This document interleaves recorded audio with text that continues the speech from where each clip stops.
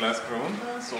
Sí, bueno, sí, la idea era poco tener una discusión breve, como ha sido otras veces, un poco más desde la perspectiva nuestra, ¿verdad? Desde la perspectiva individual, claramente entendiendo un poco la advertencia que nos hacía Judith de que estos temas obviamente no pueden quedarse en lo individual, en la experiencia de la reflexión propia, de qué es lo que yo tengo que cambiar, cuál es mi actitud, mi voluntad frente al tema, sino realmente es un tema social, económico, de relaciones, ¿verdad? Muy amplio.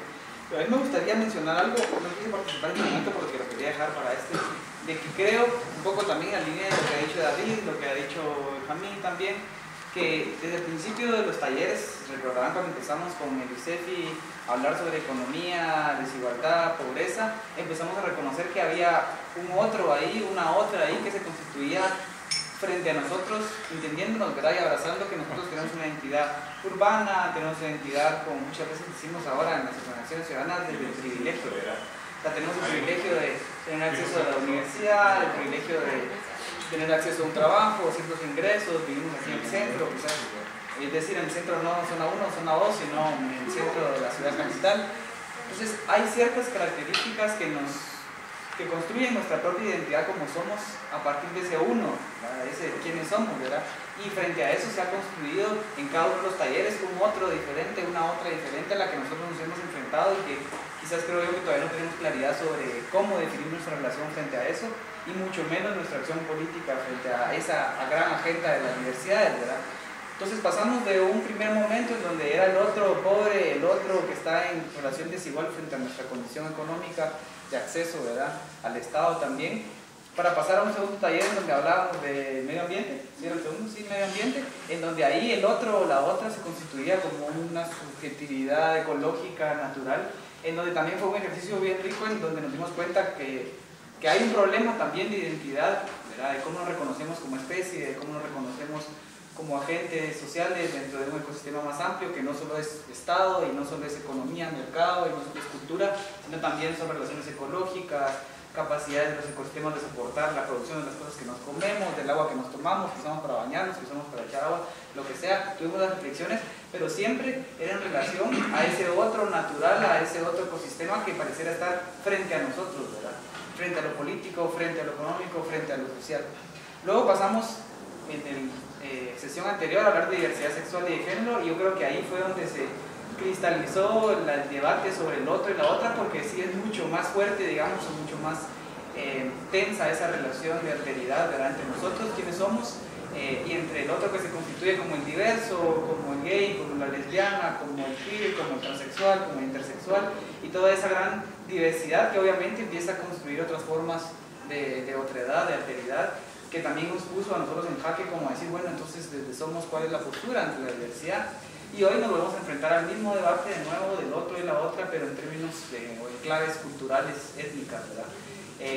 No sé, a mí lo que me provoca es que ha sido como una interpelación constante, ¿verdad? Cada sábado que venimos como que nos interpela en un sentido ético, en un sentido identitario, pero yo creo que la reflexión que hay que tener ahí, creo que es en dos vías. Uno, la reflexión personal, ¿verdad?, de cada uno de nosotros, y aquí quisiera abrir la discusión para que puedan compartir su experiencia, ¿verdad? Su experiencia de autoidentificación.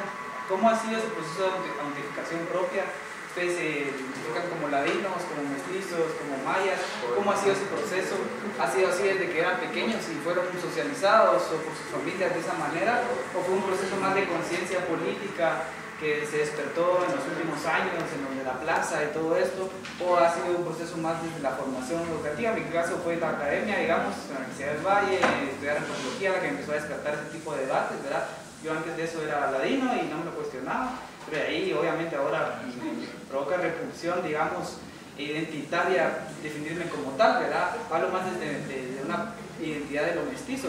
Entonces, no sé, abro la discusión para que puedan compartir, antes de pasar quizás al plano más somos colectivo, cómo fue su proceso, ¿verdad?, de autoidentificación, de construcción de su identidad étnica o cultural, y cómo también eso, entendiendo este debate del otro, cómo se ha dado en relación a los otros, ¿verdad? En qué momento, un poco también trayendo las preguntas que nos hacía Mafaldana sobre las identidades sexuales diferentes, cómo empezamos a descubrir que existía ese otro étnico, ese otro cultural en nuestra cotidianidad, muchas veces puede ser quizás por las relaciones de trabajo doméstico, muchas veces, ¿verdad? Que también es como, a veces uno en su condición de mestizo es donde se encuentra lo indígena en lo cotidiano, ¿verdad? Pero obviamente hace un proceso de reflexión, pero no sé si alguien quisiera compartir, o algunas quisieran compartir cómo ha sido ese proceso, en qué momento cayeron en cuenta, o están en eso, todavía no están claros qué son. Entonces, no se lo dejo ahí.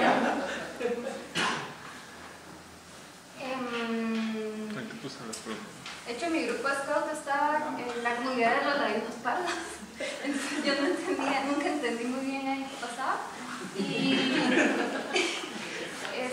a mí, dichosamente, porque Oriente sí es súper machista, pero me criaron como criaron a mis hermanos, entonces yo no sabía que era mujer. Hasta que yo estaba como en segundo o tercero primaria y había una niña indígena que llegaba con su vestuario. Entonces yo le llegué a hacer berrinche a mi mamá porque ella sí podía ir con su vestuario tradicional, usaba todos los días, y yo no, ¿verdad? Y ella como, mira, es que el uniforme, que no sé qué. Y yo, va, y si llevo pantalón y el blusa, el uniforme, y ella como, es que sos niña y no sos indígena. Y fue como, ¿cómo así? y sí, fue un berrinche de unas 2 semanas tal vez, que yo llegara a alegarle a mi pobre mamá. Y luego, tal vez en el colegio, como yo era de Jalapa, ¿verdad? Pero vivía con mis tíos, entonces yo iba normal en bus al colegio y regresaba. Luego en quinto me mandaron a la porra, entonces tuve que quedar en el internado y me daba cuenta que era como las internas. Sea de bueno, reconocerte como mestiza. Yo creo que ahí mencionó Gaby algo importante, que es justamente la segunda parte de la pregunta. No tiene que ver la identidad, como lo hemos estado discutiendo, ¿verdad?, con cómo nos sentimos o quiénes somos nosotros, sino quiénes nos han dicho los otros o las otras que somos, ¿verdad? Entonces creo que también ese proceso doble de identificación de los otros sobre mí es importante también. En mi caso, por ejemplo, fue muy complicado porque mi abuelita, que fue con la que crecí más cercana, era hija de alemán, del área de Alta Verapaz. Nos hablaba en alemán y es sí bien autoritaria, y pues mi aspecto no tenía nada que ver con ella. Yo así como no me identificaba, y ella me decía, tenías que saludarme en alemán, me tenías que decir muchas gracias, con provecho y todo. Y yo, ¿por qué? Tenía como 8 años. Y como mi papá falleció, pues prácticamente perdí la identidad de la familia de mi papá. Pero mi aspecto en realidad fue el que me motivó a mí a investigar, ¿verdad? Porque mi mamá, creo que a causa del dolor omitió esa parte de mi historia y no me decía nada. Entonces cuando yo ya fui creciendo, fui investigando y me di cuenta de que mi bisabuela era española, la abuela de mi papá, y ya empecé a entender un poquito más el porqué de mi color, pero no estaba completa la historia.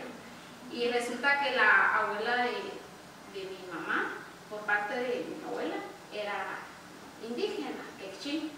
Entonces ahí concluí definitivamente que pues sí, soy mestiza, y es en esa construcción social donde le dicen a uno ladino, o por ejemplo cuando nosotros llegábamos a municipios donde son mis abuelos, pues ustedes son del pueblo, ¿verdad? No son, esa es la palabra que lo define a uno para identificarlo como ladino. Tú sos del pueblo. Y yo así, pues sí, soy del pueblo, pero sí que se referían a otro pueblo. Entonces, ahora, por ejemplo, la lucha con mi familia es, no somos, ni sos alemán ni sos español, lo siento mucho, sos mestizo, porque también tenés sangre. Y esa es una lucha que creo que todos tenemos con nuestra familia, porque pues ser ladino en realidad para mí en lo personal no es un orgullo. Por ejemplo, del lado de los alemanes, ¿verdad?, el exterminio de los nazis, yo digo qué vergüenza, no vengo de ahí, y ahí con los españoles, leyendo un poquito más, pues no, definitivamente tampoco me dejan las costumbres de ellos, y ahora con los mayas sí, definitivamente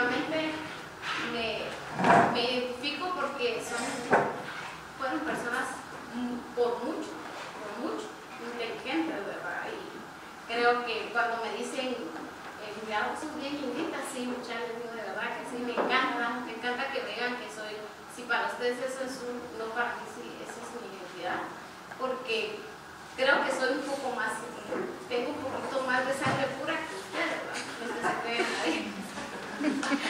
En eso soy bastante radical, pero esa es la historia. Raúl, que levantó la mano. Sí, bueno, en mi caso, yo, casi que toda mi familia proviene mucho de una misma región, pero a pesar de eso no hay como nexos directos de saber de dónde realmente vienen todos, ¿verdad? Me recuerdo que del lado de mi papá hay como una añoranza de esa familia de como vienen de una familia como criolla, ¿no? De pertenecer a esa familia. De hecho, una de las sorpresas que yo me llevo hace como 2 o 3 semanas es ver el nombre de mi papá ya con el apellido cambiado. Y esa añoranza de siempre de haber pertenecido a esa familia porque eran dueños de fincas y todo el relajo. Pero realmente mi identidad para mí se suscribe en 3 pueblos, ¿no? Que sería Jocotenango, que es una colonia creada alrededor del antiguo de indígenas cachiqueles que se dedicaban a la construcción. El otro pueblo es San Juan del Obispo, que también es una colonia cachiquel que se forma alrededor del primer obispo, diría la gente que es y la otra es Ciudad Vieja. Un tweet que ponía ahí Tania, que es, yo desde como 1 año y medio conocí a una prima perdida ahí, y con ella, primero por el apellido, después vimos que nuestro tatarabuelo era el mismo y ya yo conocí un poquito más cómo era su familia, que era del lado entre Ciudad Vieja y Santa Catarina Barahona. Y los 3 pueblos son 3 pueblos cachiqueles, son 3 pueblos que van de ese lado. Y yo por lo menos esa añoranza de la familia esta de mi papá, que sí, que el apellido, que no sé qué, yo nunca lo he tenido y siempre me he identificado más con estos 3 pueblos que son cachiqueles y yo, para mí, esa es como mi identidad. Tal vez no ser cachiquel porque tampoco tengo ninguna costumbre ni conozco el lenguaje ni nada, pero sí saber de que de ahí proviene mi identidad. Y también lo que decía Gaby y no sé cómo se llama, Luisa. Por ejemplo, cuando bueno, yo por lo menos sí, todos los básicos y primaria y todo estudié entre la Antigua y Chinotenango. Entonces no me sentí como que muy raro, muy diferente. En la Antigua era como una cultura bien rara porque tenés amigos de todo, ¿verdad? Hijos de alemanes, hijos de italianos, hijos de... Entonces no sentís esa como diferencia, ¿no? Pero ya cuando venís a estudiar a la capital, si te das cuenta de cómo se marcan esas diferencias. En el primer semestre me recuerdo que no fue tan duro porque fue juntarse con amigos de otros departamentos, incluso echábamos la chamusca y todos teníamos el apodo del departamento que éramos, 2 Zacatepeque, 2 Chimaltenango, y así, era bien chistoso eso. Pero ya después se me vino ahorita a la mente una de las columnas anecdóticas del Rex cuando escribía en el puro mula, creo, otro mula. Un mula que es una, ¿verdad? Y me recuerdo que él hablaba y decía, y en esa su blog, hablaba de cómo se sentía uno como jocoteco en la universidad, ¿no? y que las mujeres que se la llevaban de ser capitalinas y todo, te hablaban de usted. No te hablaban ni de vos ni de tú, sino te hablaban de usted. Y esa diferencia, ese marcaje de ser capitalino y tratarte a vos como alguien de pueblo. Entonces, ya cuando estás aquí te das cuenta de esa gran diferencia que hay entre un citadino y alguien que viene del interior, yo hasta que vine a la universidad me di cuenta de eso, porque siempre me había sentido en Antigua como que bien cómodo en ese sentido. ¿Alguien más? Pues para mí, la verdad es que todo siempre fue como un gran chirmol. Porque igual, digamos, mi mamá es de familia pues, española, digamos, ¿verdad? Ellos dicen, mi tío, que él rastreó la línea de nuestro apellido, que es Moinedo, ¿verdad? Hasta un virrey, que era el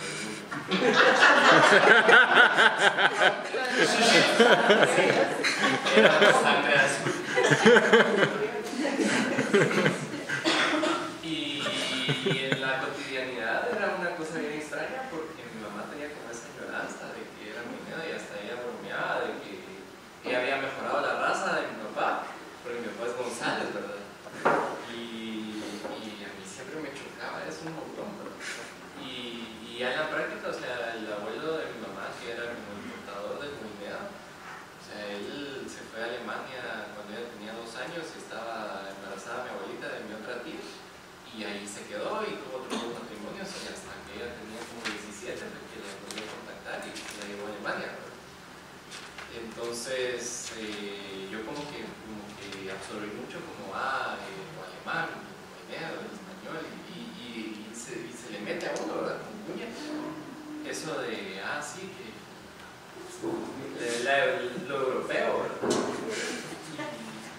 Y también me hacía mucho ruido. Y por otro lado tenía a mi abuelo, de parte de mi papá, que él es de San Martín Jilotepec. Él no se autodenomina indígena, pero estoy seguro de que tiene ascendencia indígena. San Martín Jilotepec, yo creo que está Chiquel.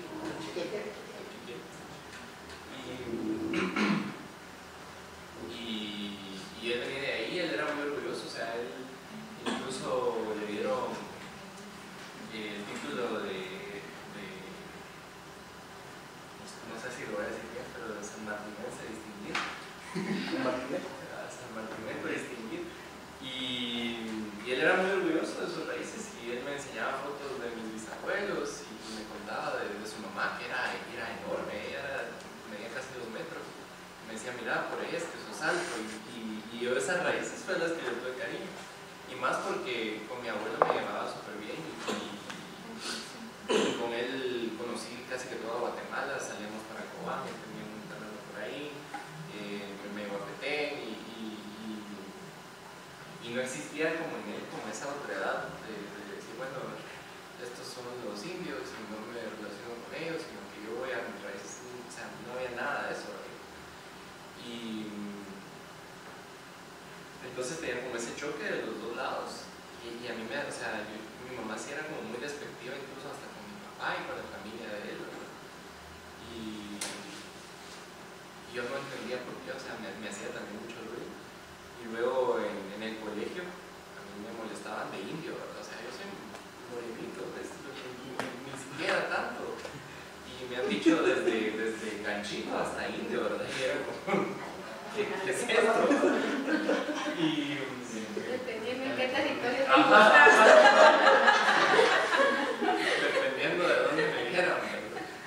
Y recuerdo yo tengo muy claro, por ejemplo, tenía un profesor del colegio que él era de apellido Jax y era Yash, y él se autodenominaba indígena, y él nos dijo, miren, yo me autodenomino indígena y soy muy orgulloso de eso. Y yo pensaba, chica, yo también quisiera saber qué soy y estar orgulloso de eso, ¿verdad? Y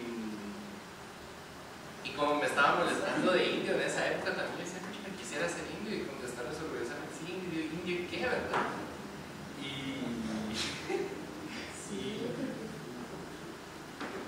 Y ese era como un conflicto que tuve, y luego llegaba a la clase de sociales, ¿verdad? De que le decían, bueno, sos ladino, sos indígena, sos garífuna o sos xinca, y ahí moría la cosa, ¿verdad? Y yo decía, bueno, o sea, no se me ha dicho que soy indígena, entonces supongo que soy ladino, ¿verdad?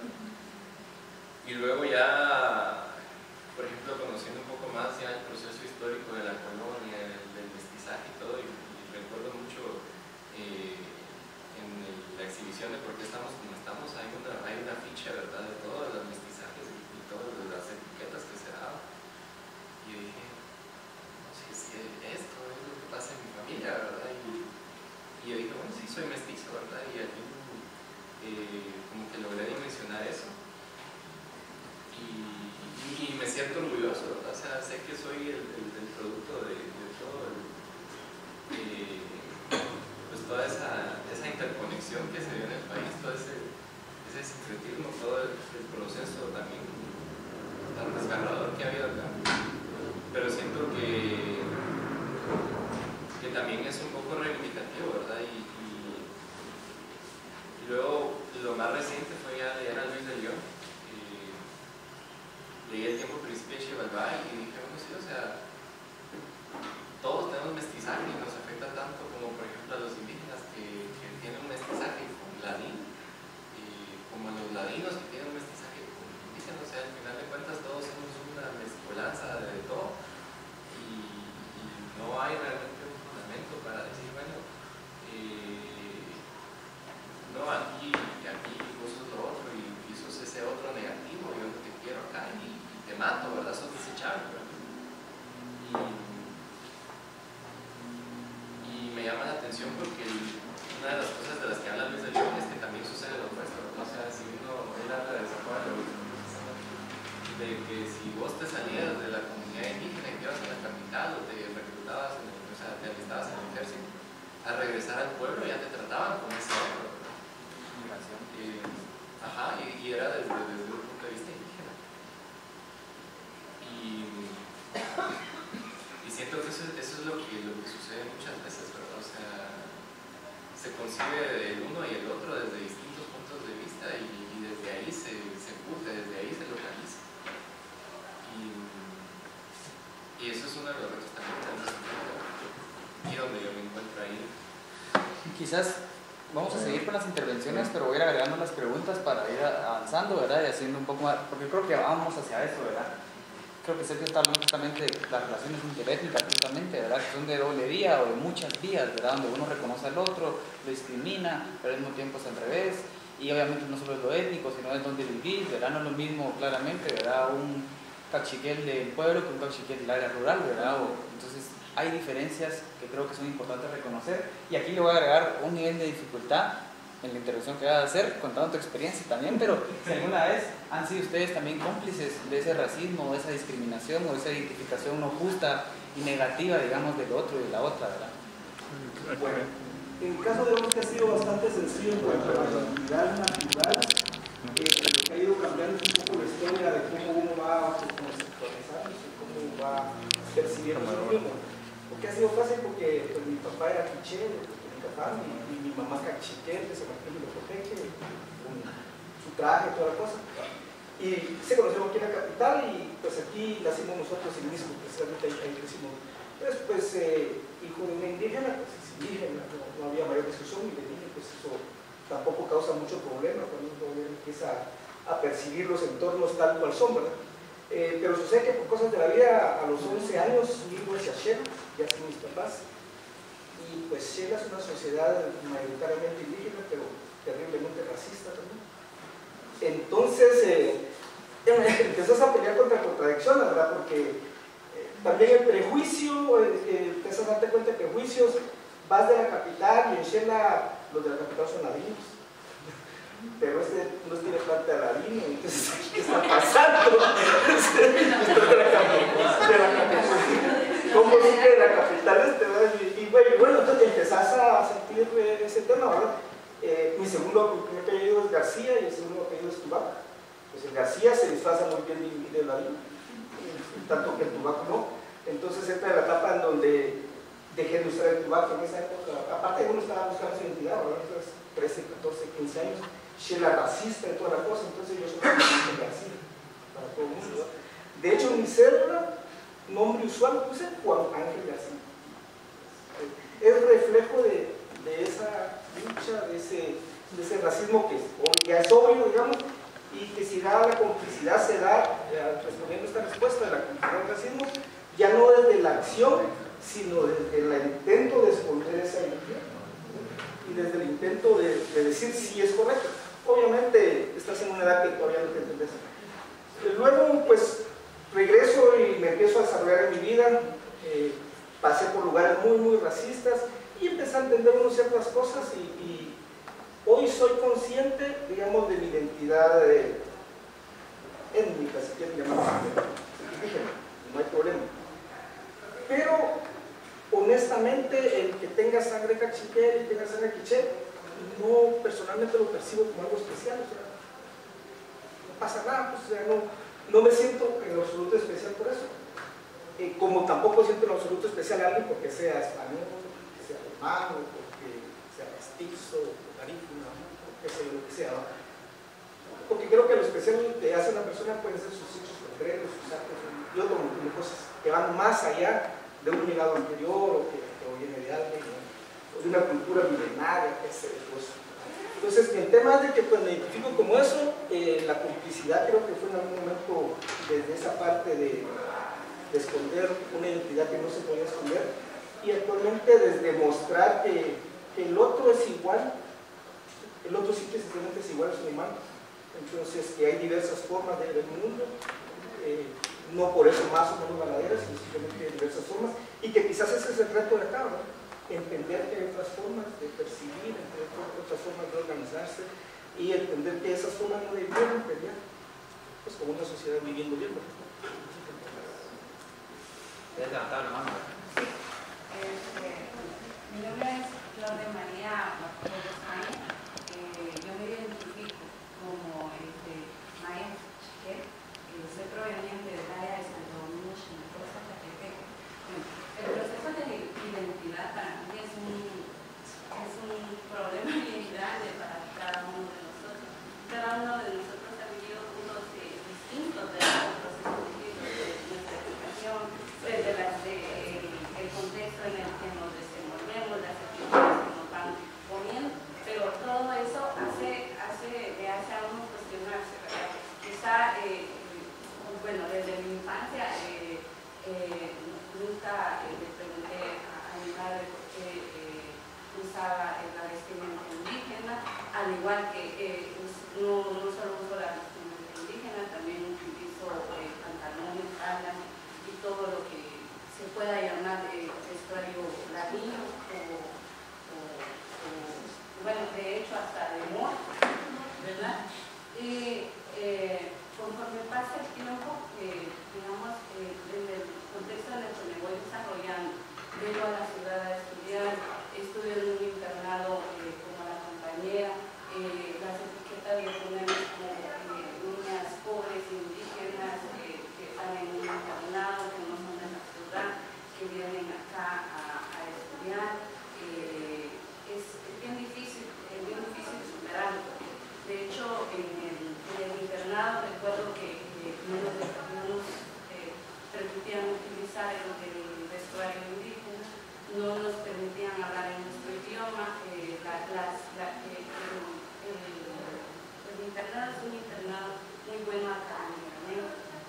Es una organización, una ONG internacional que está en Guatemala, que apoya a muchas niñas y niños con escasos recursos de todo el país y que brinda una educación de excelencia. De hecho, es una de las instituciones que el Estado califica como de las mejores en la academia a nivel nacional, pero que tiene esos componentes que les digo que al final ahora yo los estudio y digo que son de racismo, son de discriminación, pero que en un momento uno no se lo cuestiona, pero es por el proceso de educación que uno va teniendo desde su hogar, desde su familia. Mi mamá es analfabeta, mi padre tuvo la oportunidad de estudiar, de ser maestro y de ser universitario, por las luchas sociales también fue criminalizado y de hecho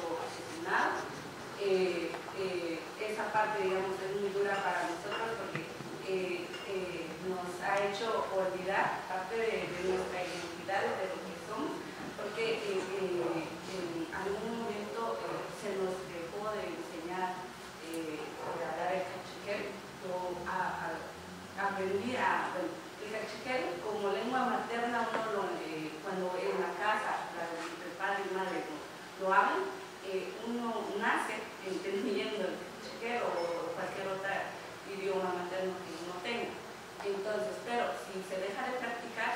olvidando, aunque uno lo va escuchando, lo va recordando. Entonces por eso tenemos aquel proceso de que hay personas que solo entienden el idioma, otras las hablan y otros lo leen, que es otro proceso distinto. El hecho lo aprendí a leer y a escribir hasta hace unos 6, 7 años, que ya fue un proceso, digamos, personal, en el que también yo me encontraba en la universidad preguntándome de esas razones de discriminación, porque también como mujer por la vestimenta he sido objeto de discriminación en muchos grados, en muchos sentidos. De hecho, en la calle, combinados con machismo, con patriarcado, con acoso sexual, con acoso callejero, de todo. Es bien duro tener que uno cuestionarse todo eso y preguntarse y decir qué identidad tengo, quién soy yo, cómo soy. Pero aparte de eso también viene uno y empieza a estudiar las categorías ya a nivel más académico y empieza a cuestionarse uno y dice, que esas categorías como el de yo ser indígena pura y de cachiquel pura no van y no tienen así, digamos, tanto valor que en algún momento como reivindicación quizás sí lo tienen como forma estratégica política, digamos, de los países actualmente de representarse, ¿verdad? Entonces,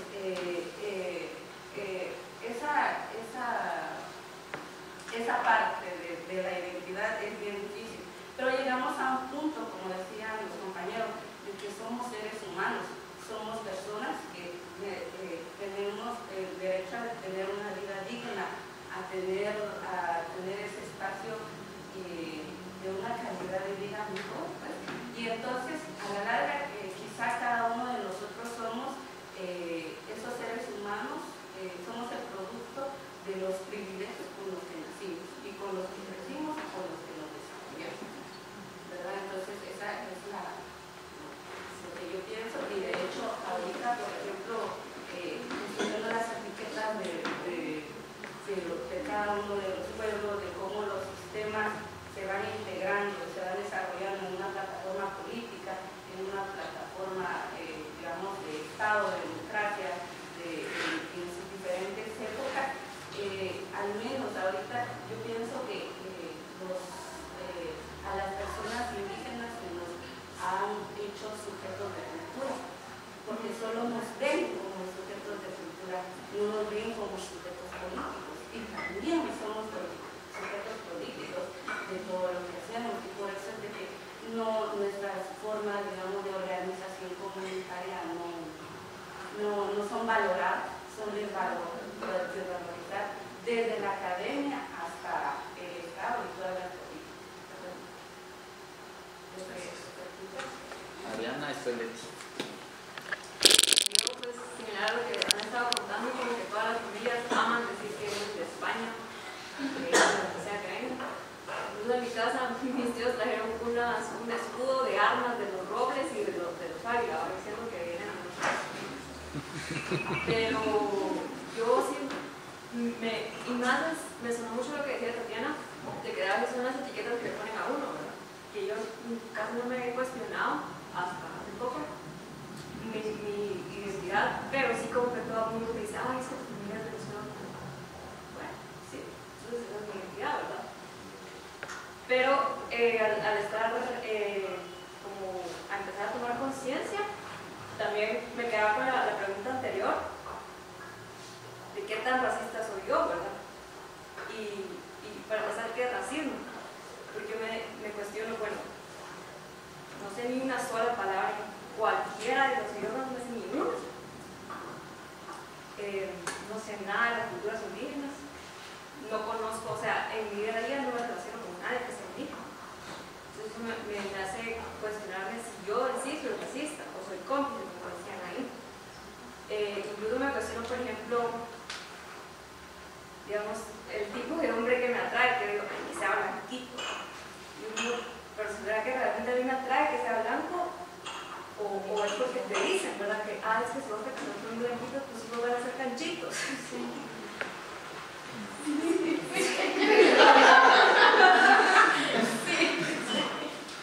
Y incluso me lo cuestiono, bueno, por ejemplo, las bolsas y todo lo de la cultura indígena tan bonito que ha salido, pero digo, ¿cómo lo voy a comprar si realmente yo no sé nada de esa cultura? No sé por qué lo hacen, no sé qué significan los colores de los textiles, no sé nada. Y me siento tan falsa como apropiándome de algo que yo desconozco totalmente, se me hace tan hipócrita que a veces las personas tienen yo lo veía con algunas compañeras, su bolsa súper cara de un textil. Sí, pero entonces sí, o sea, me sonó, bueno, en toda la conferencia lo que uno preguntaba es por qué nos cuesta tanto reconocernos como racistas. Porque yo sí me lo cuestiono, soy yo racista, aunque yo tal vez no repudie a las personas indígenas, pero no integrarlas a mi vida cotidiana, para mí es cierto grado de racismo. Entonces yo decía, ¿por qué como sociedades en lo colectivo nos cuesta tanto reconocernos como racistas? ¿Por qué no aceptar que somos? Y como decíamos, es un primer paso para solventar el problema, pero que alguien dé un paso adelante y diga, sí, yo soy racista, no sé por qué. Sí, que podría llevar incluso la discusión en el marco en el caso del genocidio, ¿verdad? Mucha gente diciendo, yo no acepto el genocidio, que el Estado reconoce el genocidio porque yo no soy genocida, ¿no? Y pasa con lo mismo, ¿verdad? Yo no soy machista, pero yo no soy racista, pero entonces como es un poco esa misma lógica. Leti. Yo como consultándole a mi madre que fue a mi historia de vida, pero quería complementar lo que estaba diciendo. Es que yo no crecí con mi familia, digamos así, y crecí con un miembro de la Iglesia Católica, y crecí en Pecotlán. Entonces, yo como tuve un acercamiento, digamos, especialmente por este miembro de la Iglesia Católica, cada fin de semana íbamos, bueno, él iba a oficiar misas y todo, entonces yo siempre fui como desde San Juan, Pucarto, Sunil, Salcajá, Tomatopán, conocí mucho esto y tuve como un contacto con muchas realidades muy diferentes a las que se vive, digamos, en el centro de Cero, y bien, entonces en algún momento yo pues con mi tía, que me hicieron, o sea, me dijeron me hicieron creer, digamos, a cierto punto, para defenderme, digamos, del racismo que hay en Sierra y yo era la Biblia, y ella usaba el traje, ¿no? Entonces, yo crecí con eso cuando ya, como a los 12, 13 años, ya como, las cosas ya más profundas, empecé a preguntar, pero me pidieron ese tipo que me dijeron, ni ese tipo que se dio, y entonces empecé como a hacer ciertas cosas, y me di cuenta que realmente tenía como muy lejano como quiénes eran mis papás, porque nunca lo había cuestionado así, como mi estructura familiar era muy dispersa. Y entonces dije, quiero conocer a mi mamá cuando tenía como 13, 14, 15 años por ahí. Y mi mamá es Poti de Huehuetenango, mi papá también. Y entonces me di cuenta cuando llegué que entendía el idioma, pero no lo podía hablar, pero entendía todo lo que estaban diciendo, porque crecí con una tía que hablaba su idioma, ¿verdad? Entonces empecé a cuestionar qué es mi identidad ahí, si nunca realmente, no crecí en el lugar, no crecí con todo eso, pero tuve eso de que sí llegué ahí y entendí el idioma, y de hecho lo entiendo perfectamente, y ya lo puedo hablar, pero con eso llegué y es como, no, o sea, no, ¿verdad? Porque no fue como y la forma como estructurada, o sea, a mí a veces me decís cómo decir tal cosa, pero es que no lo puedo traducir, porque lo entiendo como comunidad de otra forma, ¿verdad? Entonces, cuando me pasó eso, yo sí tuve como un proceso de discriminación, incluso porque tuve un rechazo al inicio. Justamente por la educación que había tenido, yo sí, o sea, con la pregunta anterior, yo sí fui súper discriminadora y empecé como ese rechazo me enojé y empecé como a decir, ya no quiero relacionarme con ustedes. Pero era ese proceso de que realmente como un engaño, ¿verdad? Y eso fue creciendo porque también ellos entendieron así como, mira, desde este lado, mira, desde el otro lado, y después fue como el cuestionamiento de mi familia de por qué no estoy con ustedes, por qué no estoy con ustedes, por qué no son hermanos. Entonces, como que fue bien difícil, y yo así como, tal vez la parte más difícil es decir que los traté mal, o sea, viniendo la gente, digamos, que me creo que justamente no era como mi mamá, familia y todo eso, los traté mal, y entonces me costó mucho ese proceso y ahí donde surgió como mi alma de estudiar arqueología, pero precisamente porque sí tuve como ese contacto con tantas realidades sin conocer la mía. Y de hecho creía que la arqueología y nunca me había cuestionado la propia. Y eso a eso como que quería. Tú, ¿quién? Betsy y Engel. Engel, no sé quién de los dos primero. ¿Cómo se llama esto? Ella le mandó Es que no me di cuenta quién fue primero, por eso digo. La primera vez no entendimos el sarcasmo. Se sintió taxi. Bueno, la pregunta anterior, ¿verdad? Lo que decía Ariana, es bien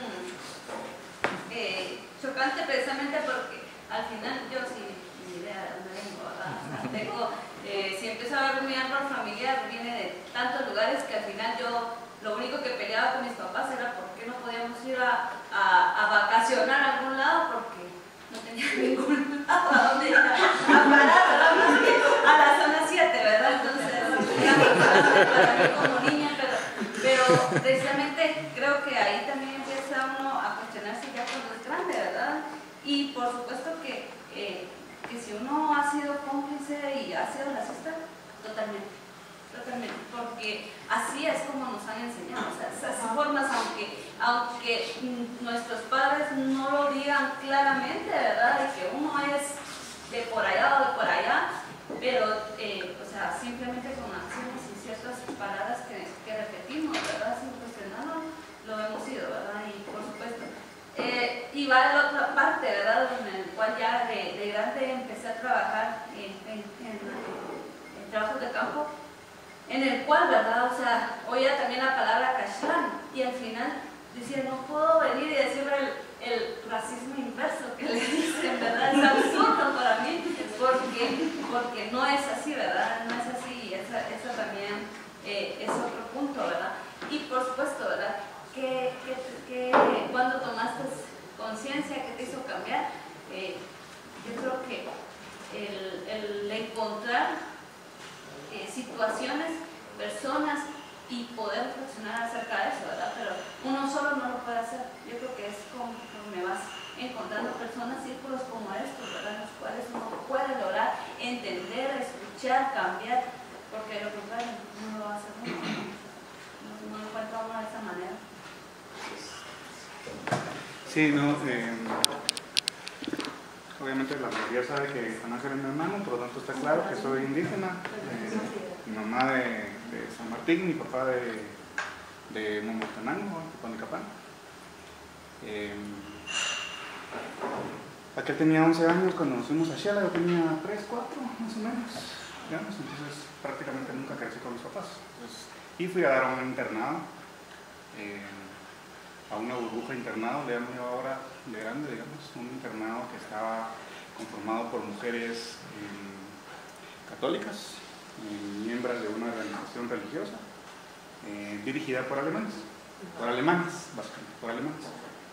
Entonces había una estructura muy clara de jerarquías y de relaciones de qué hacía cada quien, porque era una organización religiosa y además estaba dirigida por alemanes, ¿no?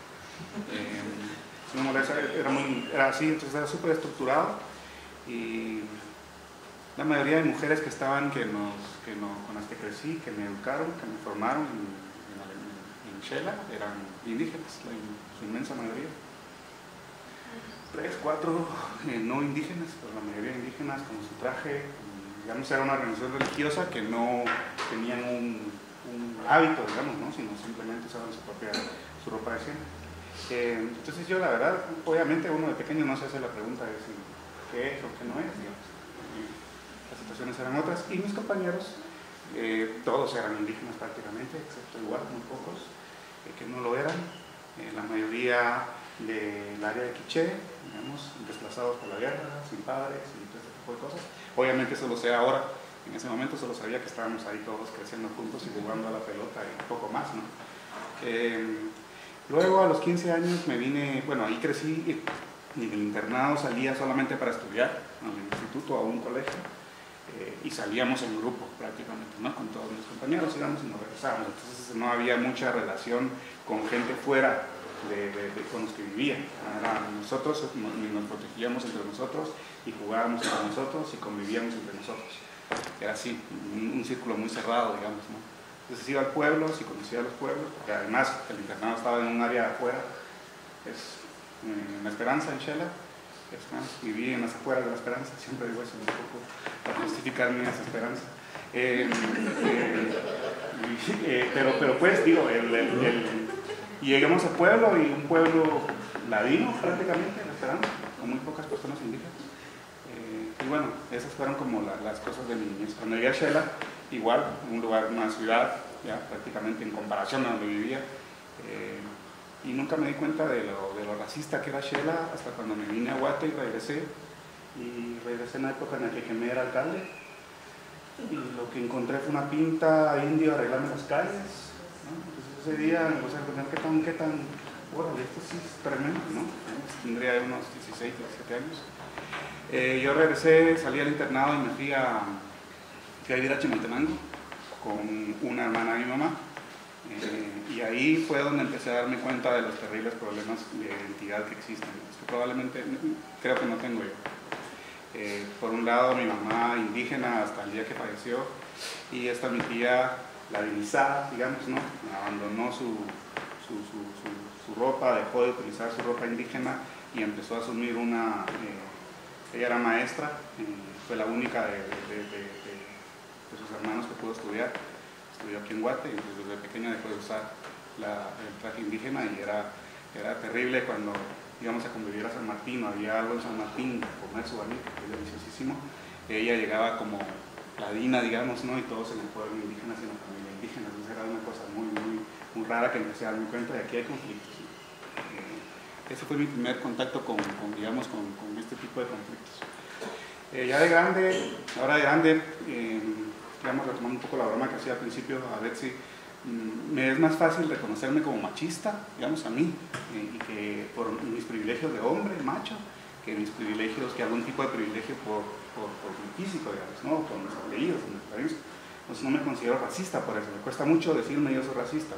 Sí, me es mucho más fácil reflexionar y pensar cada vez que actúo, yo puedo, por mi privilegio de mi posición de hombre, ser machista. Entonces tengo muy presente todo eso permanentemente. De luchar contra el machismo me es más fácil que luchar contra algún racismo que probablemente tendré en algún grado. Nunca después, igual ahora mismo me cuesta, no es que me genere un problema, pero también me cuesta mucho decir soy indígena, ¿no? O sea, pues soy mestizo al final del día, digamos, con una educación y una cultura occidental totalmente, en su totalidad, desde que tenía 4 años hasta la universidad y ahora mismo. Y lo indígena pues es nada más mis padres que quedaron en un pasado, y nada más. Tuve y digamos, me cuestioné un poco eso en algún momento hace un par de años, unos 10 años probablemente ya, porque pues yo soy guatemalteco y vivo, o sea, estoy y parezco, siempre he dicho yo parezco indígena, mis rasgos físicos podrían, o tenía esa percepción de que pues soy indígena y tampoco lucho contra eso. Pero andaba mucho con unos amigos españoles viajando por todo el país y andábamos todos los fines de semana, salíamos, ellos españoles,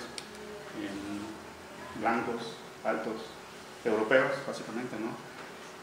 Y un día estando y siempre llegábamos a algún lugar, a algún pueblo al que pasábamos y íbamos a comer al mercado, y pues así, era así como, ¿ustedes de dónde son? De España. ¿No? Okay. ¿Y tú de dónde eres? No, a mí, ¿no? Siempre me hacían esa pregunta, ¿y tú de dónde eres? ¿Qué me preguntan de dónde soy? Pues, o sea, no soy español, ¿verdad? Pero no sé, primero pensaba es porque un guatemalteco no puede viajar, o por qué esas preguntas, digamos, ¿no? ¿Por qué ese tipo de situaciones no llegan acompañados de dos europeos, ¿no? Y era terrible. Entonces al final del día, después me sentí muy mal de hacer la broma, pero hago bromas a veces muy pesadas. Cada vez trato de hacerlas menos, por supuesto. Pero digamos, a unas señoras en Chichicastenango, estando en la parada del bus, hicieron exactamente la misma pregunta, que era una pregunta que ya sabíamos que nos íbamos a hacer en el pueblo en el que estudiamos. ¿Ustedes de dónde son? Ah, de España. ¿Y tú de dónde sos? Entonces me volvieron a preguntar 2 señoras indígenas lo mismo. Y yo les dije, soy de Bangladesh. ¿Y qué te dijeron? Se quedaron en shock, se quedaron así las señoras porque no Y más, obviamente, no sé cómo, ¿qué onda? ¿De dónde salió esa respuesta? Ajá. Y entonces empezó un poco un lío alrededor de eso, ¿no? Pero pues nunca me había cuestionado si soy indígena o no soy indígena hasta en esos momentos en los que llegué a los lugares, a muchos pueblos, y me preguntaban yo de dónde soy. Finalmente soy mestizo de la ciudad y pienso que no he sido racista. Pienso, no sé, o me es más fácil reconocerme como machista, como racista. Eso es gracias. Si quieren, ya para avanzar y ir cerrando un poco, entendemos que al final lo que nos trae, digamos, a este tipo de procesos es esto, digamos, ¿verdad? Obviamente estamos muy claros de que primero tenemos que depurar un poco la herida, lavarla, sanarla, para después empezar a ver cómo se construye, ¿verdad? Pero empezando a pensar en esto, hay una palabra creo que es clave que se ha estado mencionando en los talleres, que es esencializar. Hoy se mencionó un montón, ¿verdad? El esencialismo y esto, y creo que al final tiene que ver un poco con eso, ¿verdad? O sea, cómo nosotros no esencializamos la identidad o la cultura de una persona por su color de piel, cómo no esencializamos a alguien por el idioma que habla, cómo no esencializamos a alguien por el lugar en donde vive, las condiciones socioeconómicas, el género, la diversidad sexual, lo que sea, ¿verdad? Entonces, la esencialización creo que es una palabra que explica muy bien cuál es esa tensión, digamos, a la que nos enfrentamos cuando se construye el otro, se construye la identidad, la cultura, la etnicidad, ¿verdad? Creo que eso por un lado. También para conectarlo un poco con las primeras diapositivas de Tatiana, que pareciera que esas tenía que haber dejado como de último, ¿verdad? Todo el tema de la esencialización, la circunstancia, el constructivismo. Entonces creo que en reacción a esa postura esencialista de asumir la identidad, de construirse a sí mismo, de construir al otro, creo que se plantea una identidad, una cultura más constructivista, es decir, que se construye todo el tiempo, ¿verdad? Dependiendo de las condiciones históricas, de las condiciones sociales, del entorno territorial en donde uno vive, de las relaciones políticas. O sea, es decir, la identidad y la cultura se construyen, ¿verdad? La etnicidad se construye, no es esencia en sí misma y es porque es, sino que está constantemente cambiando, ¿verdad? Y es lo que nos dicen todo el tiempo, ¿verdad? La identidad está constantemente transitando hacia otras formas de identidad. Yo diría que hoy nuestra situación histórica, nuestra condición histórica como sociedad está en un proceso de transición de su propia identidad, ¿verdad? Otra palabrita, el tema de la circunstancialidad, que tiene que ver también con lo mismo, ¿verdad? Son circunstancias específicas que determinan esa identidad o esa cultura o esa proyección, ¿verdad? Y por otro lado, otro ismo, que es la instrumentalización, ¿verdad? Como también en sentido positivo usamos muchas veces la adscripción étnica, la identidad cultural, la identidad maya, la identidad mestiza, para instrumentalizar una lucha política o una lucha o una reivindicación, emancipación de la identidad propia, ¿verdad? Entonces también lo maya, digamos, lo garífuna, lo afrodescendiente se constituyen como categorías políticas de reivindicación también, ¿verdad? Que sirven como instrumentos para plantarse ante la forma dominante, ante la tensión, ante la esencialización, ante la disimilación, ¿verdad? Pero por otro lado también la instrumentalización en un sentido negativo puede entenderse como, ya esto voy con un poco las preguntas, es cuál es el papel entonces del Estado, ¿verdad? O sea, está esta reflexión más nuestra desde Somos, pero también es cómo vemos nosotros en la relación, el rol, el papel del Estado en todo esto, ¿verdad? Muy bien lo decía Gladys Hutzul de cuál es el planteamiento entonces, si deberíamos de construir nuestra identidad en torno a la participación en el Estado, a un Estado que nos reconozca y nos integre y que podamos ser parte de él, que podamos participar en sus procesos electorales, en sus procesos legislativos, o es al contrario, ¿verdad? Una organización desde los pueblos, desde la autonomía, para evitar que el Estado siga expandiéndose y siga llegando con sus lógicas de violencia, sus estadísticas etnocidas y todo esto que hemos venido hablando, ¿verdad? Entonces, al final creo yo que ahí es un poco hacia lo que nos tiene que llevar la discusión más política de Somos, ¿verdad? ¿Cómo vemos entonces el rol del Estado en todo este gran proceso de construcción de las identidades, del reconocimiento de la diversidad? ¿Cómo entonces nosotros articulamos un movimiento político que sí ya tenemos muy claro que no es el camino electoral del único, sino que también es un camino programático un poco más amplio, de largo aliento? ¿Cómo hacemos entonces para dialogar con ese Estado en el que queremos entrar a participar o en el que queremos entrar a formar parte? O quizás entonces no ese es el camino, porque nos damos cuenta que el Estado es el principal instrumentalizador, esencializador de las identidades y de las diversidades, ¿verdad? Entonces dejo así, digamos, esas reflexiones, no para terminar, sino para terminar con sus intervenciones finales, ¿verdad? De cómo ven ustedes entonces este camino, ¿verdad? ¿Cuál debería ser entonces el camino de reflexión y de acción política ante todas estas cuestionantes que nos estamos planteando, ¿verdad?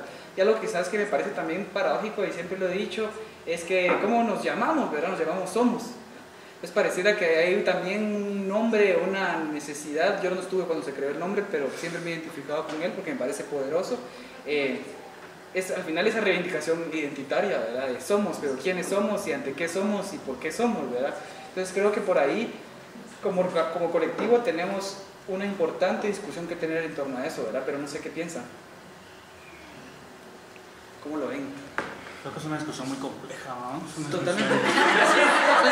¿Cuáles digamos, son las preguntas, las reflexiones claves que nos activan a tener o que nos obligan a tener esa discusión amplia, compleja, que la venimos aplazando muchos años y que hasta ahorita con este proceso está saliendo y está saliendo muy bien, creo yo, pero todavía nos hace falta otros 6 meses de talleres para terminar, digamos. De entrada, asumir que el Estado es racista, digamos que eso me quedó muy claro y sí, muy claro, obvio de la conversación que hubo, de la conferencia. De ahí, pues, o sea, como lucha política esa podría ser intentar asumir que el Estado asuma que es racista y a partir de ahí plantear todo lo que tenga que hacerse para que deje de serlo. Pues, como una idea que se me viene ahora, pero sí es súper complejo eso. Yo partiendo de lo que dice Efe, creo que el tema es, digamos, asumir que el Estado es racista y propugnar porque creo que es posible la existencia de un Estado que respete la diversidad de formas de entender al gobierno y de hacer gobierno y de organizarse. El tema es de que de ese Estado racista ha vivido también bastante gente y tiene su esquema de comodidad, ¿verdad? Y ese miedo a perder esa comodidad pues también es grande, o sea, no es nada más, pero el miedo de por qué el Estado hegemónico no permite otras formas de organización es simple y sencillamente, creo yo, porque el que está ahí dice, no, aquí qué va a pasar conmigo, entonces yo pierdo, yo qué, y qué pasa con todo lo que yo he luchado, o sea, también hay un tema ahí que hay que entender, ¿verdad? Entonces, yo lo conceptualizo como decir, no atentan contra tus privilegios, no atenta contra es que también hay otras formas distintas de hacerlas y que podemos convivir con ellas. Y un Estado que deje de ser racista y que entienda que hay otras formas alternas que no pelean con la esencia estatal, no vas a desarmar estos 22, eso sería imposible.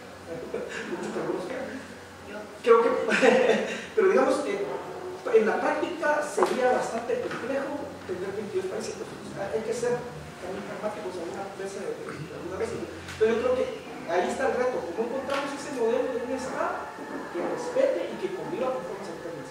Sí, eso sí. ¿Cómo hacemos que se pierda el miedo al otro? Porque esa es la parte, ¿cómo hacemos que se pierda el miedo al otro? Porque a mí me parece bastante increíble que yo fuera de acá me relaciono en esquemas, digamos, de términos medios, digamos, ¿verdad? Y es increíble cómo las personas del día a día de acá, universitarios, desconocen en lo absoluto y tienen un miedo terrible a lo indígena, terrible a los distintos, a lo rural, y dicen, no, si voy allá, linchan, es que allá esto, es terrible. Y esa parte es la que hay que sacar, digamos, que se miente, que pierda ese miedo, que se miente, que es distinto, yo creo que por ahí puede empezar a... Yo quisiera reaccionar a lo que estoy viendo porque tienes razón en cuanto a lo que hay que hacer en términos sociales, ¿no? Y culturales, en el sentido de pues, perder el miedo al otro. Eso es ese otro negativo que nos han inculcado desde que nacimos, ¿verdad? De que son los magos, son todos los prejuicios habidos y por ahí, ¿no? Pero el tema es que ese es un sistema de ideas, que se fundamentan en el racismo, igual que el machismo, fundamentado en el patriarcado, pero que no olvidemos una cosa, es que no es solo una cosa de sensibilizar y de cambiar actitudes, es que eso está fundamentado en la estructura económica. Esa es la cosa, entonces no es solo que el Estado sea sensible o no sea sensible, es que está fundamentado en la estructura económica de desigualdad. ¿Ya? Entonces cuando el video que vimos, cuando dice Silvia, Gladys, ¿cuál era la lucha? En la tierra. Quizá ahora pues, podemos pensar que no es solo la tierra, pero es que los medios de producción sí tienen que ver. Entonces no es solo una cosa cultural, política, subjetiva, social, sino que el tema es la estructura. Y si no entendemos eso, pues nos vamos por las ramas, con el multiculturalismo y todas las demás cosas, que está muy bien, porque eso hay que romperlo, pero no tocamos raíz, ¿no? Y eso es más difícil de cambiar, ¿no? La estructura que no responde solo a este país, sino que pues es toda la globalización y todo lo demás, ¿no? Así que cuando dicen 50 años, yo no me lo creo tan 50 años, si no se rompe el sistema capitalista. Y eso es otros 20 pesos. Solo para acotar brevemente a lo que dice, pues, digamos, Xela es una ciudad, es un pueblo, es un lugar sumamente racista, con dos poderes económicos muy claros, hay gente indígena con muchísimo dinero y por lo tanto con muchísimo poder, ¿verdad? Igual que hay mucha gente ladina con mucho poder, y hay choques entre ellos, y abajo toda la estructura, los que no pertenecen a las élites o indígenas o ladinas, están jodidos. Y ese es producto justamente del sistema que está diciendo Fritz. Los elefantes y el pasto. ¿Qué manda? Los elefantes y el pasto. Cabal. Diana, después Sergio. El aporte de Tatiana en la primera parte me hizo reflexionar también un poco sobre a veces la tarea pendiente que tiene la investigación de encontrar el usuario final de lo que se produce, ¿verdad? Porque es muy importante tener esa como claridad del marco teórico o encontrar algunos términos que podamos utilizar todos en común, ¿verdad? Que a veces tenemos como intuición de lo que puede significar los alcances de un término, y el gran reto que existe dentro de una organización es que la gran mayoría de quienes pertenecemos a esa organización se manejen en las mismas claves, en los mismos códigos, y que hacia afuera se transmita un mismo mensaje. Entonces, me pareció súper valioso tener a alguien específicamente de la academia que pudiera darnos como ese primer terreno. Y luego, cuando pienso en la naturaleza de esta organización, yo busqué hacer una plataforma para articular con otras expresiones de la sociedad y otras organizaciones. Creo que a lo que hay que entrarle en la práctica es encontrar justamente esos mecanismos para implementar sistemas como los que mencionaba Gladys. Bueno, a mí esto de los sistemas de gobierno comunal me parece que es un punto de partida del que podríamos también trabajar desde la presencia territorial que somos en un futuro, ¿verdad? Ir explorando cuáles son esos sistemas que ya existen, qué están haciendo, cómo lo están haciendo, porque obviamente sí necesitamos de movimientos sociales, pero también necesitamos estar en el Estado, ¿verdad? O sea, eso es innegable. Al final, quien firma los grandes pactos sociales es el Estado, por medio de sus leyes, por medio de sus políticas, por medio de los instrumentos. Y pensándolo desde mi contexto, que es binario lamentablemente, ¿verdad? O sea, para mí existe lo legal y lo ilegal, y eso es, ¿verdad? Desde mi profesión y desde lo que me toca hacer. Y cuando empiezo a ver que todo lo que se fundamenta, ese marco jurídico, digamos, está completamente disociado de una realidad, ¿verdad? Entonces,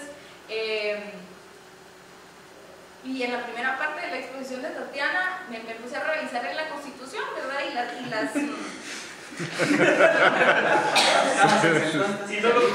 con el tema del idioma, ¿verdad? Y obviamente se hablan en 3 artículos y se habla de lenguas, ¿verdad? O sea, cuando se habla de la cultura es en lenguas, dice el idioma oficial es el español y se reconocen las lenguas, ¿verdad? Entonces, a partir de esa cultura institucional que existe en el Estado de qué se le llama, cómo a las cosas, esto también genera una cultura en los funcionarios públicos que tienen que aplicar las políticas del Estado.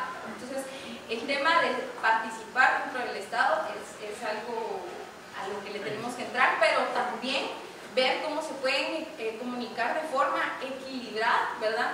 Estos sistemas de gobierno comunal con el sistema de gobierno centralizado que existe, ¿verdad? O sea, en algún momento tiene que haber una transición, y creo que nuestra responsabilidad pudiera ser facilitar, ¿verdad? Encontrarle esos usuarios a la investigación que se hace desde la academia en la presencia territorial en donde el Estado no está logrando llegar. Diana, a mí me provoca eso que dijiste. ¿Sobre? Te voy a poner ahí una problematización, porque el tema, por ejemplo, ejemplo, de pensar las leyes solo como legales e ilegales, porque meta otro ruido, o digamos, pensar la sociedad como legal o ilegal. ¿Y qué pasa cuando tenemos estructuras ahorita de poder que meten un montón de leyes que son ilegales? Son ilegales. Sí, son ilegales. Pero legales. No, pero es que la historia de la construcción de leyes es que han metido 1000 leyes ilegales. O sea, por ejemplo, el tema de la titulación supletoria de tierras, un mecanismo de despojo legalizado y legal. Te digo solo uno, pero yo digo que eso hay que problematizarlo más. Sí. Bueno, y te digo una frase que a mí me quedó aquí retomando cuando la leí de Foucault, que dice: las leyes están hechas para gestionar ilegalismo. ¿Ves el tamaño de esa frase? Bueno, solo digo para que la tengamos ahí dentro y dándole vueltas, porque no es solo así. El poder determina cosas que no son legales, las legaliza y nos fregamos. Sí, digamos, a partir de ahí, parte de, digamos, a lo que yo me dedico, que es lo ambiental, me ha hecho confrontarme mucho con esa situación. Pero, digamos, o sea, yo pasé 5 años estudiando todo ese diseño de normas, las reglas del juego, que si tú no las cumplís, la consecuencia es que simplemente vas a estar en la cárcel. A eso me refiero, que se reduce a la realidad jurídica, ¿verdad? O sea, si está en una ley, es legal, ¿verdad? O sea, por justo, lo legal, ¿verdad? O sea, no entra en consideraciones de la legitimidad, que es que la gran diferencia entre lo legal y lo ilegítimo. O sea, hay muchas normas que existen, que están vigentes, que se aplican, pero son completamente ilegítimas. Y justamente ayer que estábamos revisando en el trabajo, un economista me hizo así terapia de shock cuando me planteó el origen de las áreas protegidas y de la función que tienen los guardarrecursos para cumplir con la ley. Entonces ya se le ve como el policía, ¿verdad? Que tiene que cuidar la finca, que es el área protegida, la finca del Estado, ¿verdad? Y entonces, independientemente que la gente que vive alrededor tenga condiciones complicadas para vivir, etcétera, etcétera, yo dije, pues si yo estoy haciendo lo mismo desde el derecho, ¿verdad? O sea, todo el mundo lo sabe aquí con lo de la luna del tigre. Yo no puedo, desde mi función en el Estado, entrar a cuestionar la legitimidad en mis memoriales, ¿verdad? Porque eso es una cuestión ética personal, pero que no se traduce en absolutamente nada en resoluciones judiciales, ¿verdad? O sea, hay que transformar las leyes para ir modificando esas situaciones. Y entonces yo dije, yo toda mi vida he estado laboral ambientalista, defendiendo una cuestión completamente ilegítima, ¿verdad? Y entonces fue así como, obviamente, el tema de la diversidad biológica tiene que ir orientada para la seguridad alimentaria, el bienestar de las personas, etc. Pero como es una profesión tan conservadora, ¿verdad? O sea, a ti te enseñan que es legal y ilegal, a eso me refería, no es que necesariamente así lo sientan, pero que obviamente yo no le puedo ir a decir a un juez, mire, esto es ilegítimo, sáquenme de la cárcel, o sea, eso es intrascendente, ¿verdad? O sea, hay que hacer una lucha entre el Congreso para transformar esas normas y abrir esos sistemas, ¿verdad? Si no, recordemos todo lo que pasó con el pluralismo jurídico, o sea, es el Estado negándose a reconocer la organización social y la forma de comprender la justicia. Vamos cerrando mucho porque vamos un cacho. Rapidito. Bueno, yo solo lo que quiero rescatar es que también tenemos que tomar en cuenta de que el Estado siempre ha sido una construcción de las élites. Es colonial. Desde ahí, desde el colonialismo. Y por ejemplo, se puede contrastar, por ejemplo, la visión de país de un Ecuador o un Brasil contra la de Guatemala. O sea, la visión de país de Ecuador incluye a los pueblos indígenas, pero Guatemala, desde su concepción de nación, excluye a los pueblos indígenas. Y desde ahí ya vamos mal, ¿verdad? Porque siempre, o sea, ha sido o los españoles o los criollos y todo, y así se ha venido dando. Y el que persiste como el otro negativo es el indio, ¿verdad? O sea, el indígena, los pueblos originarios del país. Y esa es la deuda histórica que tenemos nosotros. O sea, nunca se ha considerado a los pueblos originarios como parte del proyecto de nación, y por eso es que hay una condición tan precaria en la actualidad. Y eso se traduce a las políticas de Estado, porque el Estado ha nacido de esa desigualdad, de esa visión de nación, y ha excluido estos sistemas incluso el año pasado con la pluralidad jurídica. Entonces yo, algo que quiero rescatar también del ejercicio que estamos haciendo con Dianita, es rincón de imaginar, bueno, un modelo de gestión de la biodiversidad es que nosotros queremos hacerlo desde abajo, desde lo territorial, desde lo legítimo en la comunidad y construir hacia arriba. O sea, sabemos de que como Estado no se puede tener una cúpula que decida sobre toda la realidad del territorio nacional, sino que se tiene que tomar el insumo de lo legítimo, de lo local, de la realidad que está pasando en cada territorio, que es la lucha que se está dando ahorita, y traducirlo hacia las esferas del Estado. O sea, no podemos tener un Estado de que, bueno, va a dictar la ley porque así lo dice esta cúpula y así se queda. Y eso es a lo que decía de Anita, ¿verdad? O sea, tenemos esa binariedad de lo legal y lo ilegal, pero lo legal responde siempre a intereses políticos y no responde a la realidad del país, a las necesidades de la gente, ¿verdad? Y yo creo que ya pensando, bueno, cómo es que Somos puede proyectarse ahí, es precisamente como dice Diana, ¿verdad? Tenemos que llegar a hacer presencia local, pero con los sectores legítimos, reconociendo sus formas de organización, reconociendo sus gobiernos, reconociendo las costumbres comunitarias que se tienen y construir desde ahí. O sea, no podemos venir a imponer, por ejemplo, un COCODE, de que viene el Estado y dice, bueno, ahora todas las comunidades tienen su COCODE y esta es la figura reconocida a través del Estado y así es la realidad. Y no, o sea, eso no es la realidad, solo viene a crear más conflictividad. Por ejemplo, yo en Piché he trabajado y supuestamente tenemos comunicación con los COCODES, pero varias veces nos han estado esperando grupos de gente con machetes y así, bueno, ¿y qué están haciendo acá? Y nosotros, es que le hablamos al alcalde auxiliar y a las personas así, pero aquí esta parcela no es de ellos, ¿verdad?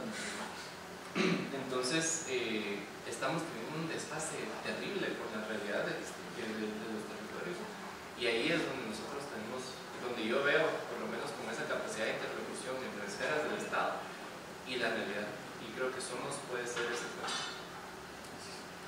También fue la construcción de la metanarrativa. Recuerdo los discursos nefastos de Gloria Álvarez, en donde hablaba ponía una foto del holocausto judío, comparándola con una masacre chic, y decía, miren, esto sí es genocidio, esto no. Y esa mierda se permitía en redes sociales, ¿no? O también me recuerdo una vez que también me muero de vida, que a mí me recuerdo una vez que decía, sí, miren, la figura del indígena no ha permitido que sea dueño de una propiedad privada, no sé qué. Entonces usa como todos esos vacíos para justificar cómo es que las comunidades indígenas tienen propiedades comunales para defenderse ante el Estado. Y ella toma esas figuras y dice, miren, no vale menos porque no tienen propiedad privada. Y yo creo que es bien importante que también se posicione desde la metanarrativa, porque con eso se justifica pobreza y genocidio. Por ejemplo, durante la década de los 20, cuando se crea el proyecto de unificarnos como nación, es que Federico Mora y Miguel Ángel Asturias proponían eugenesia, y mezcla con alemanes para que así, y textual decía Miguel Ángel Asturias, para que así el maya resurgiera al mezclarse con sangre alemana. O sea, hasta es como normal, digamos, que estas expresiones de racismo actualmente se den, porque eso fue hace menos de 5 años. ¿Qué manda? Y solo complementando, al final no solo se expresa una lógica de pobreza y desigualdad, sino que en términos más perversos se expresa una lógica de desarrollo, ¿verdad? Que te dice qué es desarrollo y qué se necesita para avanzar en el progreso material, en el progreso social, en el progreso político, a un costo, digamos, de lo que se hace. Para terminar, digamos, un poco complementando lo que está hablando Sergio, pues hablamos el idioma del conquistador, tenemos la religión del conquistador y el sistema del conquistador. Es una herencia colonial y yo creo que el rato que todos estaban compartiendo sus experiencias de racismo, se miraba como la generación anterior todavía tenía esas aspiraciones de lo blanco y de lo criollo y de no sé qué, y nos toca a nosotros ir desechando toda esa basura, ¿no? Yeah. Sí, creo que... Sí, ya para terminar, pues dejarles las reflexiones, ¿verdad? La idea de estos espacios que se lleven reflexiones a su casa, ¿verdad? Y que ojalá puedan traerlas de nuevo en el próximo momento. Contarles que el próximo es en 15 días. Hasta ahorita está planificado que es sobre bienestar, recreación. Entonces ahí la idea es hablar un poco de un tema aparentemente más light como gestión cultural, deporte, arte, digamos, pero sabemos que ahí también son medios, son espacios de reivindicación política, de constitución también de esencialismo muchas veces, ¿verdad? Lo que hablaba, lo que decía Sergio, yo le iba a poner para que tuitearnos, pero tal vez es muy fuerte, ¿verdad? O sea, algunos se dedican monumentos y a otros fosas comunes, ¿verdad? O sea, como también ahí en debate y la tensión estética existe también un montón de este tipo de cosas que hemos venido platicando, ¿verdad? No sé, igual eso, ¿verdad? Que se llevan las reflexiones, que sigamos construyendo una reflexión común, ¿verdad? Creo que eso ha sido lo positivo de estos espacios. Ojalá que les haya parecido bien, ¿verdad? La forma en que intentamos rescatar el taller de hoy, ¿verdad? Teníamos también la participación de Giovanna, que igual tenemos pendiente de entablar un diálogo con ella, ¿verdad? Porque pues todos inicialmente el prejuicio, ¿verdad? Dijimos, ah sí, garífuna, ¿verdad? Pero realmente resulta que no es garífuna, es afrodescendiente de Escuintla, ¿verdad? Y se reivindica como afro-guatemalteca con otros tipos de descendencias, con otros tipos de descripciones étnicas, identitarias, culturales, políticas, y creo que ese es un debate que por ahí queda pendiente, ¿verdad? Porque se habla mucho de la diversidad y nos quedamos en lo maya, en lo indígena, pero ¿qué pasa con todos esos otros sujetos que se están intentando constituir y que también es necesario incluirlos, por mucho que sean minorías, en esta construcción amplia de la nación, si es posible tal cosa, ¿verdad? Que es algo, una pregunta que queda igual en el aire. Pero creo que hay mucho material para seguir discutiendo. Los invitamos a pasar al almuerzo y los vemos dentro de 15 días.